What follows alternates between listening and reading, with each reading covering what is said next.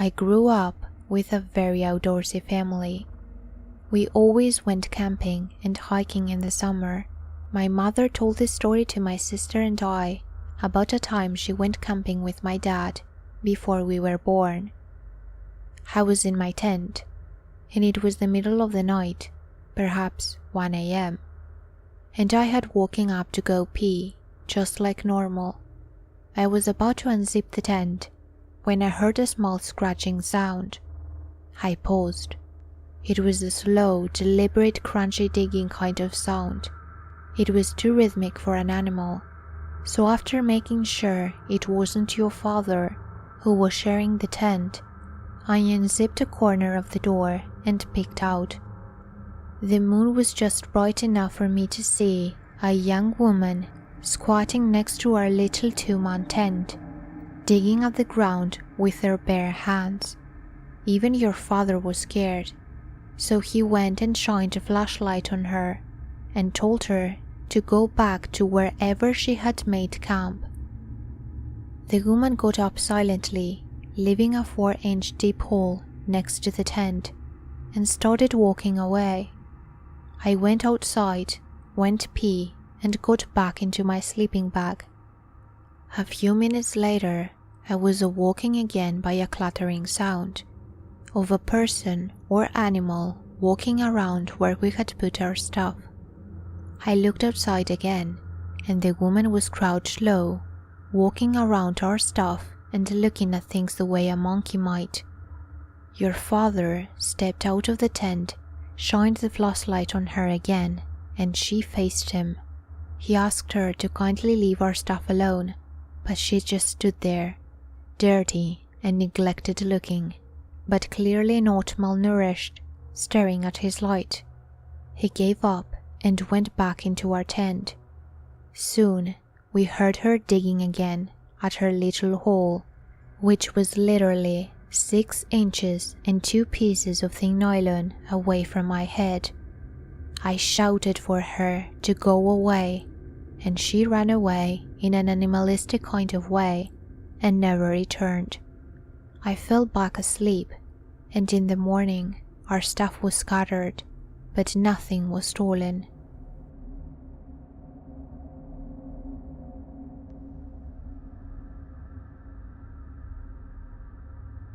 Often mentioned to be one of the most dangerous jobs in America, being a delivery driver definitely has its pros and cons. Aside from the horror stories you hear of drivers being called to abandoned homes with malicious intent, being stabbed or even shot, I have no doubt in my mind that I wanted to try out being a delivery driver.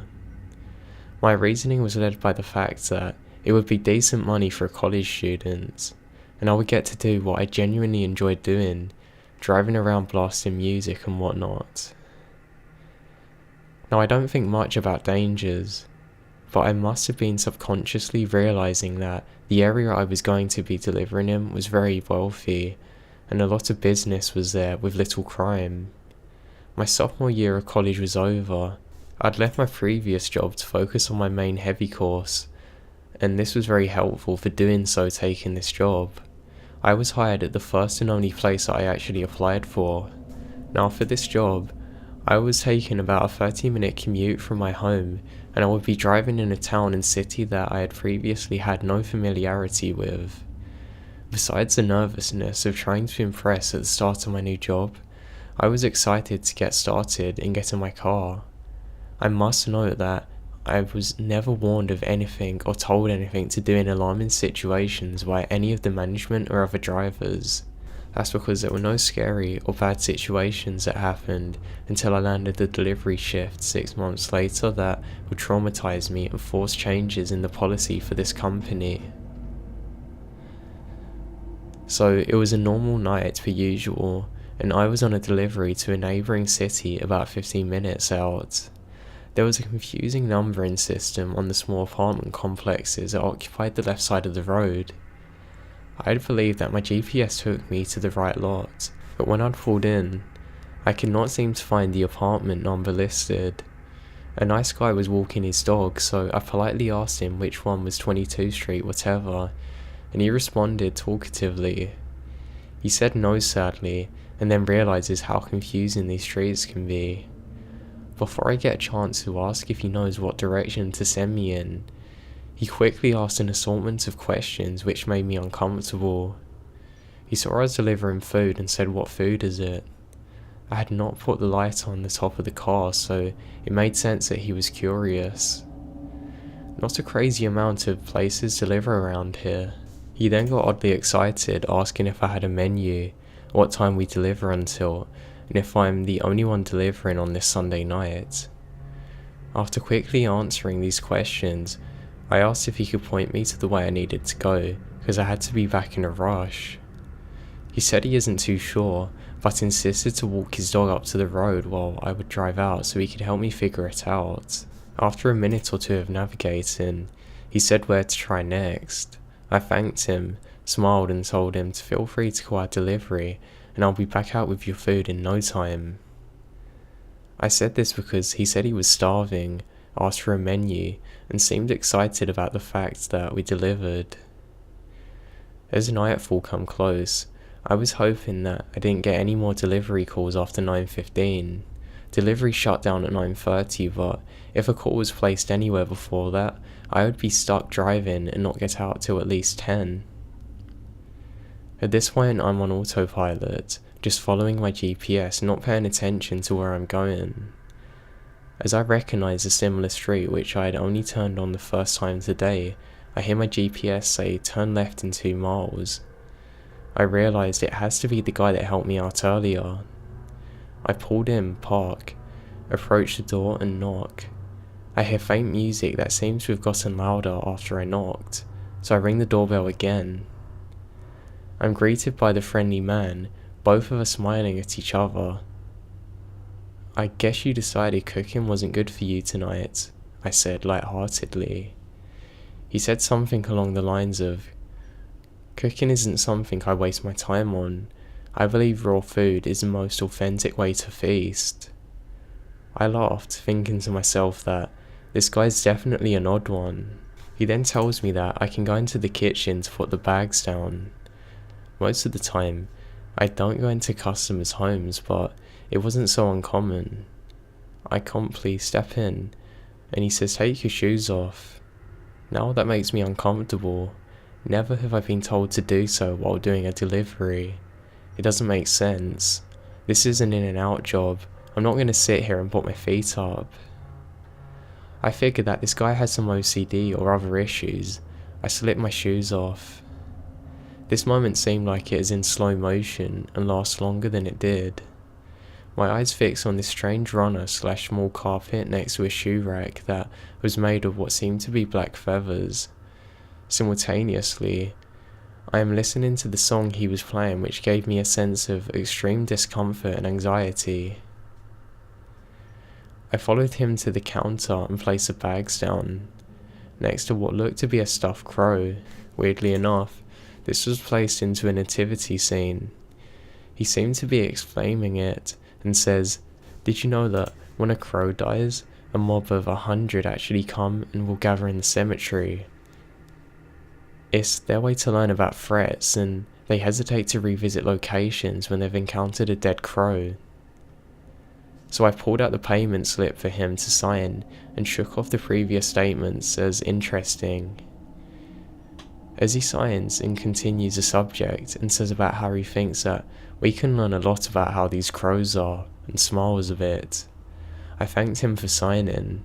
As I moved out, I said to him, "That's interesting. I will look that up." As I'm putting my shoes back on, he says, "Oh, one last thing. If I said somebody was killed here, would you hesitate to come back? If I said I was responsible, would you revisit this location?" I panicked and sped out, and fled to work with these thoughts rushing through my head. A couple of sleepless nights after that, and 5 months later, this still continues to haunt me. Looking back, I should have called the police at what he said. The situation I got myself in was very dangerous, but also my fault for actually stepping in and talking to him.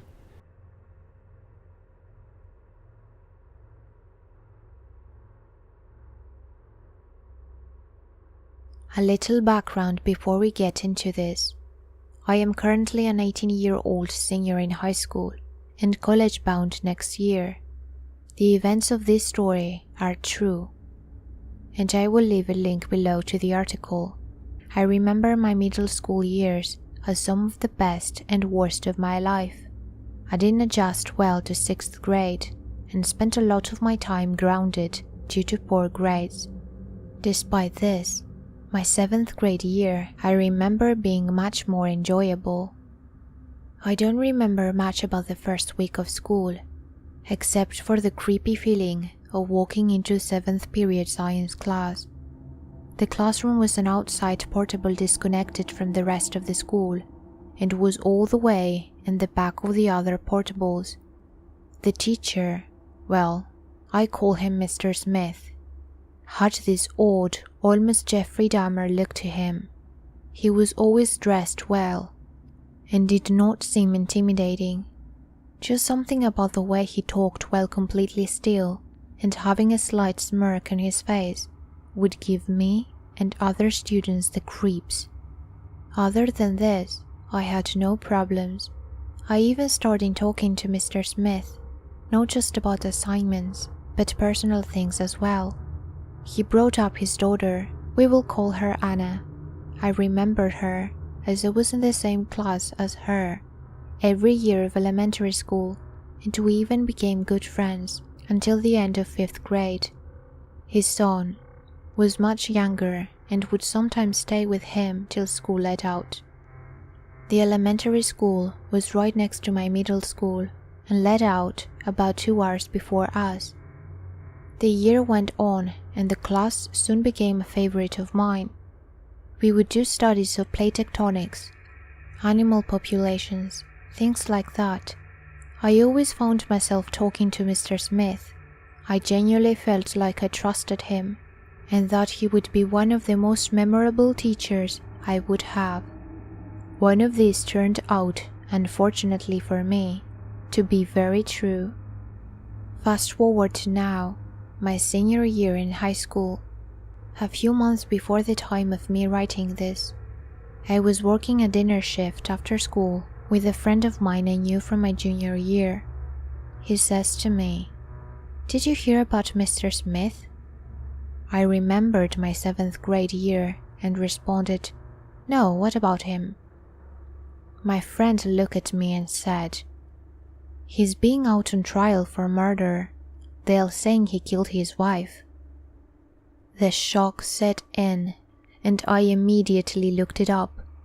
Sure as shit, I found it. Middle school teacher on trial for murder of young wife.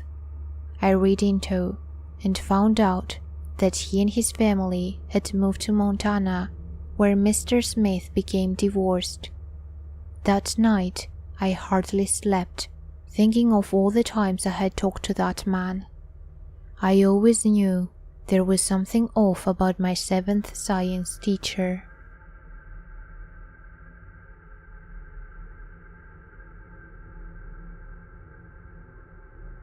I was about 15 when I got my first real job in West New York, NJ.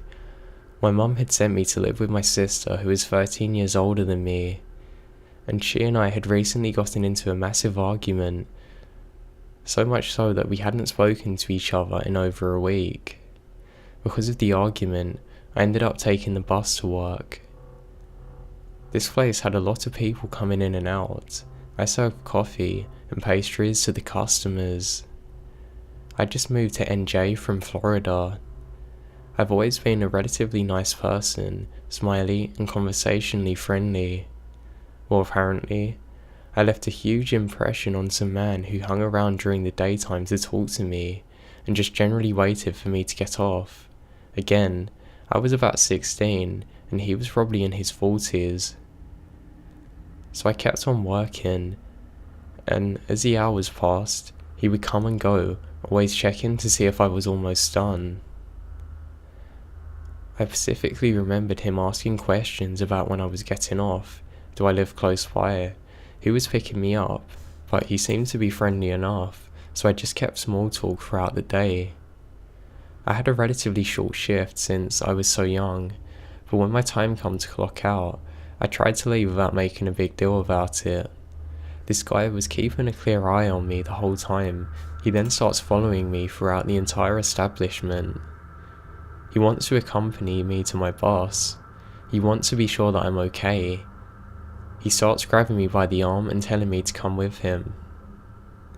He basically stalked me the entire day, and now was his chance to make his move.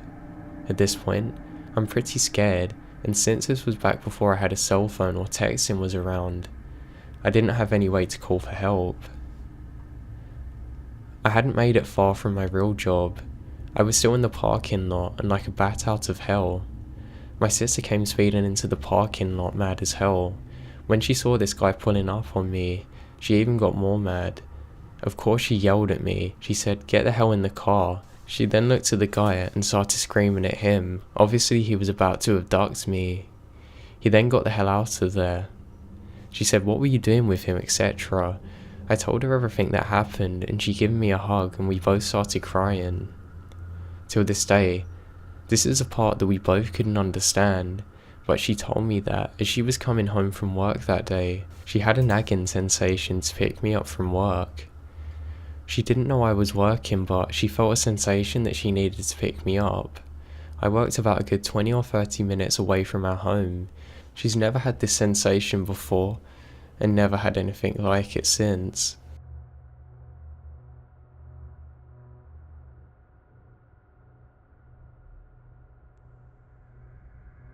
Okay, so this happened in Maine when I was about 3 years old, almost 4. I was at the beach with my mom. We went as a group, with some others stay at home, moms and their kids. It was a fairly hot and crowded day there, and I found myself playing with the other kids at the edge of the water. For some reason, I strayed away a bit, and that's when a middle-aged woman started talking to me. I remember her very clearly. She looked like a mother would, with a one-piece black bathing suit, cargo shorts, sunglasses, and her hair pulled up in a bun. She asked me what games I liked to play and what my favorite candy was. As soon as I told her, I believe I said Tootsie Pops. She told me she had some in her car and persuaded me to come with her. Yes, I know, I was quite the naive child. She was cheerful and enthusiastic, taking my hand and leading me away through the crowded beach. I skipped alongside her and had no fear whatsoever. Then, thank my lucky stars, my mom spotted me from a distance and started screaming my name at the top of her lungs and jumping up and down while waving her arms.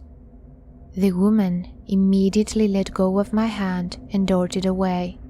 I just stood there, terribly confused, until my mom got to me. I get chills thinking about it now. She seemed so nice at the time, though I admit I was way too trusting. It stinks of an attempted kidnapping now. If my mom had not have spotted me, who knows where I would be, or if I would even be alive.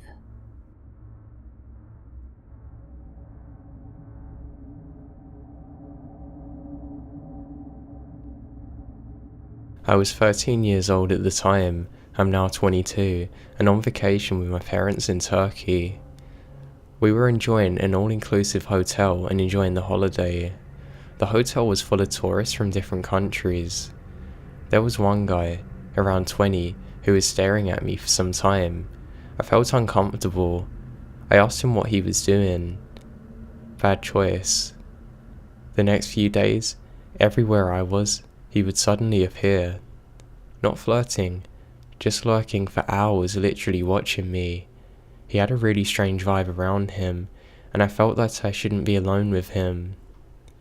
Now I was still young, so my parents didn't want to leave me alone in a foreign country, so he couldn't bother me. One night there was entertainment at the hotel, which became boring to me after some time. I told my parents I wanted to go to my own hotel room, and I could see them in the morning. I left and walked to the elevator. What I didn't know was that this guy was watching me. He'd been watching me for days and actually saw when I'd left places and could follow the routine I did. When I saw him also coming in, I was in great fear. He looked at me silently with a sinister smile. This is it, I thought. Something terrible was going to happen. Just before the doors of the elevator were closing, somebody stuck their boots between the door in order to prevent the doors from closing. The doors opened and it was my dad. He saw the creepy guy was leaving at the exact same time that I did and didn't trust it. He looked the guy dead in the eye and said hello. My dad took me to my hotel room. To this day, I'm glad as hell that I had my dad there. God knows what would have happened otherwise.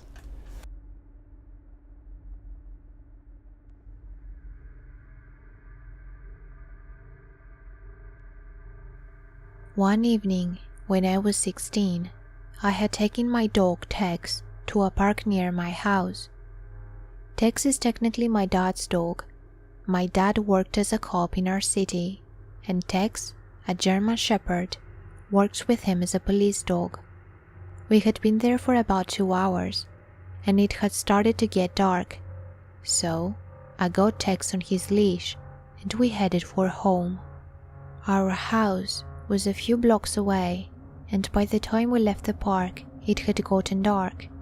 It was a Sunday night, so it was pretty quiet, until I started to hear a noise behind me.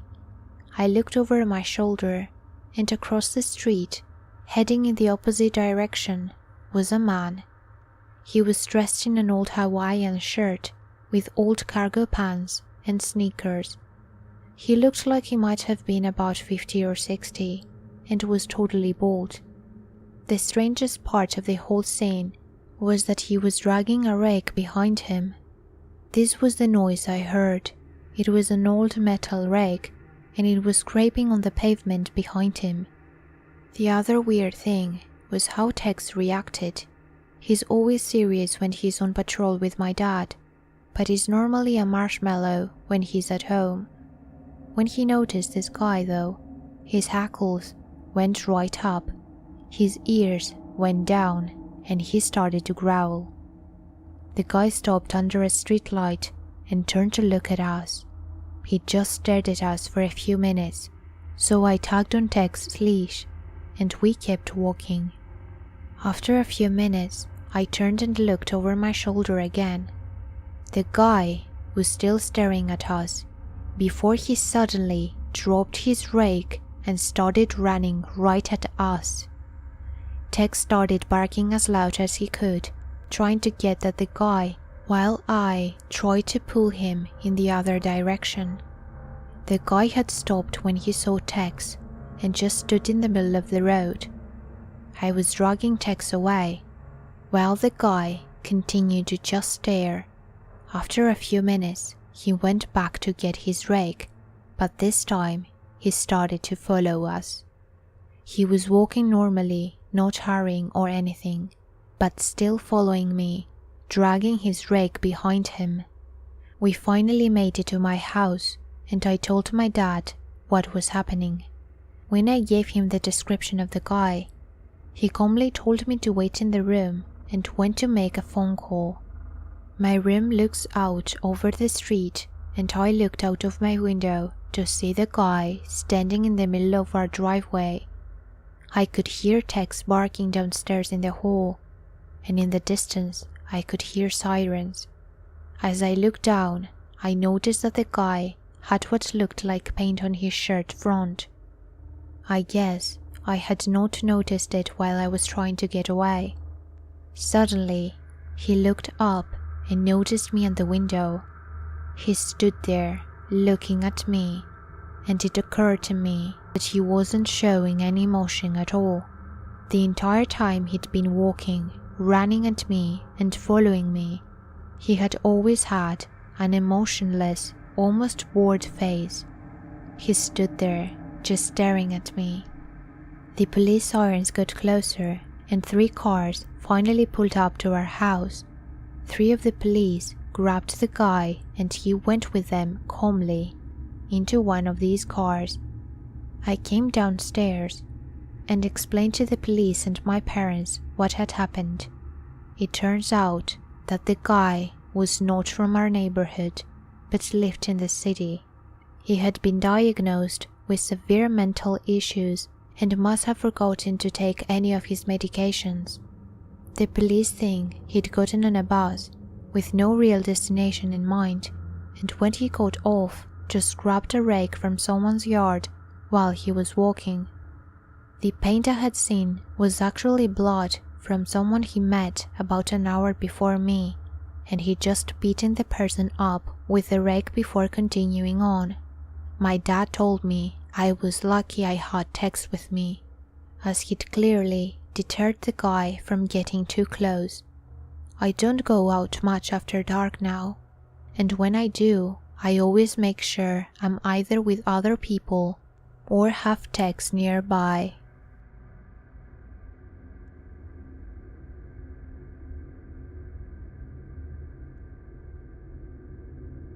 Growing up in relatively rural Ireland in the 90s, there wasn't much to do other than going to the local park to play. I was around 8 or 9 years old on this day. My cousin was with me. She was a few months younger. We were walking along the huge green that led to the park to play with some other kids from the neighbourhood. One of them was Brendan. Looking back now, Brendan had a learning disability, but at the time, I just thought he was slower because he was a bit younger than us. The park and green ran alongside a road in the middle of homes, and my grandparents and at least half a dozen of my aunts and uncles lived less than 2 miles away. I always felt safe there. As we were walking along, a van pulled up to us very quickly. The sliding door was already open and there were girls inside. I'd say they looked to be around 18. They had this forced grin on their faces. I stopped dead in my tracks. I had this sinking gut feeling. All the things my mum told me about kidnappings were going off like alarm bells in my head. One of the girls asked, "Do you want to have a lift to the village?" My cousin and I looked at each other. I could feel she was scared. We started to back away, but she continues towards us. "It's okay. I think I know your sister. I'm gonna meet her now. Hop in. We'll take you away." I turned around and ran. She was so weird and frightening, and her attempt to act casual was disturbing. I looked around at Brendan, and he was standing still with his arms out. The girl was trying to usher him in still. "Brandon, don't go with them," I said. The girls heard his name and kept saying, "Brandon, come with us, I'll take you to your mum's house." After a few minutes of deliberation, another car came around the bend, and the van sped off very quickly. Since then, I've always wondered who the hell those girls were. Why were they so young themselves, and who was driving the van? Would Brendan have actually gotten in with them? And what would have happened had there only been one of us at the time, more isolated?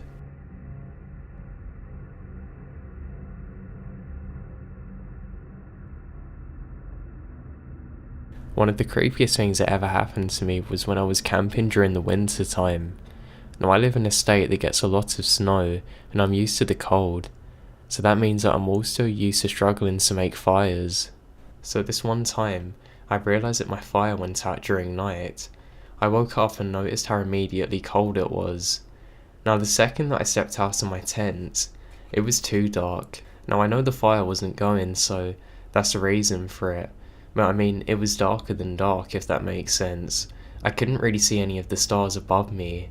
I thought, okay, I haven't been awake for very long. My eyes are not adjusting well. So I used my torch and navigated over to where my campfire was. I flipped out my lighter and got some tinder going again. Just as I did so, my torch went out. At that exact moment, I heard whispering in a foreign language around me. Now I thought to myself, God, I really do need to get back to sleep. My mind is really playing tricks on me. Just as I was doing so, I felt a warmth come over me. It was in good contrast to the weird presence I was feeling at the time. I then noticed it as a little bit too bright. I thought my eyes were adjusting, but as I looked over, I could see that my entire tent was going up in flames. I noped the hell out of there. I grabbed my stuff immediately around me, and began trekking all the way back and did so until daybreak. I haven't been camping since.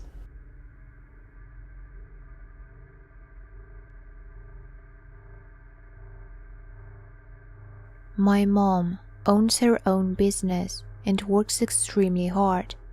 This means she spends many late nights sitting on the living room floor with her work sprawled out around her. One night, back in 2003, she had her typical routine going, sorting through paperwork and making piles. It was late, close to midnight on a Wednesday, so when the phone rang, she was a bit surprised. My dad worked third shift at a factory, so she assumed it was him. When she answered the phone, there was no reply, just lots of heavy breathing. Admittedly creeped out, she hung up and called my dad. He told her he hasn't called, and she left it at that. Keep in mind, this was almost 15 years ago, and we lived in a small town with practically no crime. We never locked our doors and were never scared of dangerous people. But the phone calls kept coming. Every night, multiple times at night, and the person on the other end started talking. He started by saying, "Hello Diane, you're so beautiful. I'd love to meet you," and things quickly escalated into him going into graphic detail of how he wanted to rape and strangle her. Of course, she stopped answering the phone and she informed the police, but nothing was ever done, and the phone would continue to ring. My parents weren't in the situation where my dad could stay home from work, and my mom truly believed the calls were just empty threats, so things continued on. Until one night, he got brave. My mom was sitting on the floor, in front of our huge mirrored cabinet, with all her work around her when the phone rang. She ignored it as usual. She was concentrating hard on a piece of paper in front of her when a glimmer of light in the mirror caught her eye. She looked up to see a pair of eyeglasses peering at her in the reflection. She spun around to face the front door, which her back had been turned to, and a man was standing there staring at her. She said they both just stared at each other for what felt like forever, until she saw the doorknob turn. She started screaming and the man quickly ran away. In light of the phone calls, my parents had started locking all the doors, which was a totally foreign concept to our household. My older brother, who was about 17 at the time and was aware of the phone calls, came running down the stairs with a baseball bat, but the man was long gone. When the police came, they scoured our property and came across close to 200 cigarette butts right underneath our living room windows, hidden behind bushes. He had been watching her for weeks. The police also happened to find a bike tire trail coming from the windows and going down the sidewalk. They took the cigarette butts and did DNA testing on them and were able to match them to a convicted rapist who lived down the street from us. Robert Ham was arrested while riding his bike. He went to prison for menacing and attempt to commit a crime. He had many priors, so we assumed he would be locked up for quite some time. The reason I'm telling this story is because he was released from prison earlier this year. Thank you for watching. I want to say a massive thank you to Creaks and Peeks for featuring on this video. She has a very good narrating voice and a very good channel, so I strongly recommend you subscribe to her. We're also doing some more collaborations in the future, and I'll be featuring on her channel, so stay posted for that. So thank you to her, and thank you for watching again.